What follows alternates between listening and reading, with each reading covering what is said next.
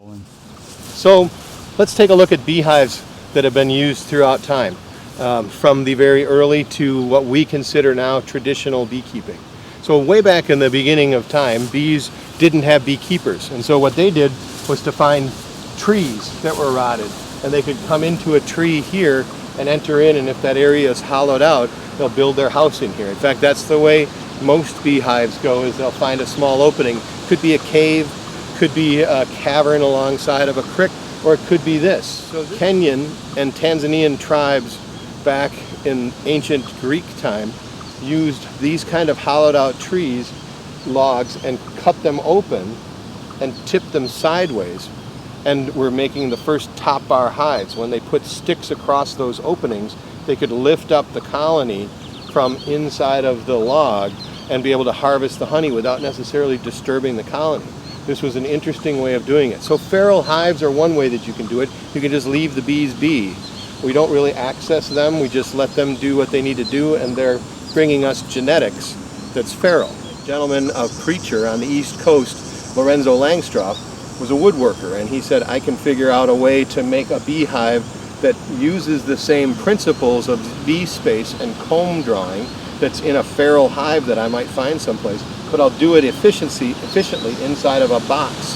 So he cut with wood frames, and those frames are stacked 1, 2, 3, 4, 5, 10 or so across in each one of these boxes all the way down. And the bees will build their family or brood in the bottom boxes and then put their food or pantry on subsequent boxes going up. And beekeeping became very efficient. One of the things that this does is it really keys on the honey production, because the bees are going to want to fill the space that they have. Whether it's the tree and the tree space or whether it's the bee hive, they're going to want to try and fill that space up so that they can make it through tough times, whether that's the warm season or the dry season, or up here in Wisconsin, wintertime. So this hive's worked really well. The other thing that happened is when agriculture matured more and became industrialized and monocultured, then these hives were really easy to stack up on top of trucks, today on top of semis, and be driven all the way across the country to follow the bloom wherever it is. So in a monoculture agriculture environment, which is what we promote now, we have giant fields of one kind of a crop. And that way we can build machinery that can more effectively harvest and tend that one monoculture or monocrop. The trouble is that a bloom generally only happens for 2 weeks out of a year.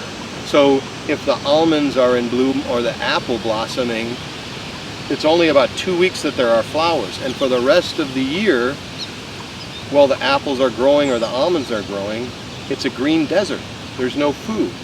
And in these environments, we get rid of all the extraneous foods and all the extraneous plants. We have just one monoculture. So there's a problem that we can't just leave these beehives in these fields, because they'll die of starvation because they only had food for 2 weeks out of all 52 weeks. So we truck them following the bloom from place to place as spring springs. Now, when we're in the city, we can put one of these in our backyard and we can let them find whatever it is around the city, because we've got diversity. Here in our apiary, we've got a whole bunch of native plants that bloom all year long. In fact, we're late into the season now and we still have flowers ample enough for these to be able to find what they need. And the honey tastes completely different. It's seasonal and regional. The bees stay here and nature moves. So the flowers of spring are different than the flowers of summer, and the flowers of fall are different than those. So the honey tastes different from place to place. The only drawback to something like this is that these boxes, when they start getting full of honey, can weigh 60 to 80 pounds each. And they're filled with bees. So you can't just yank them off. You've got to lift them carefully. And when you start stacking them up pretty high, they can get pretty heavy and hard to work with. So the bees are agitated. The other thing that's interesting is if a bee only lives for 30 days in the summertime, for 20 of those 30 days, they're house bees. They're bees that are doing jobs inside of the hive, house cleaning, or fanning the honey, or storing, or moving things around in the hive. It's only the last 10 days of their life that they start going out trying to look for food. So those bees don't know where the door is and don't know their way around. But if we go through and do a hive inspection where we need to open up these boxes to check on the status of the queen and the status of the colony, we're disrupting their house. We're tearing their house apart, floor and ceiling. So lots of bees are in the air, and most of the bees that get in the air are house bees. They haven't flown yet. They don't even know what's going on, so they're very disruptive. So when I'm sitting in a tight urban situation where I got houses on either side and kids playing in the neighborhood, it's not too smart to have 60,000 bees flying in the air pissed off. So if I can come up with another idea, maybe there's a choice that we want to make as to what kind of beekeeping do I want to do. Beekeeping for the bees, where I'm being gentle with them and not asking them, not demanding that they produce honey for me, or something like this.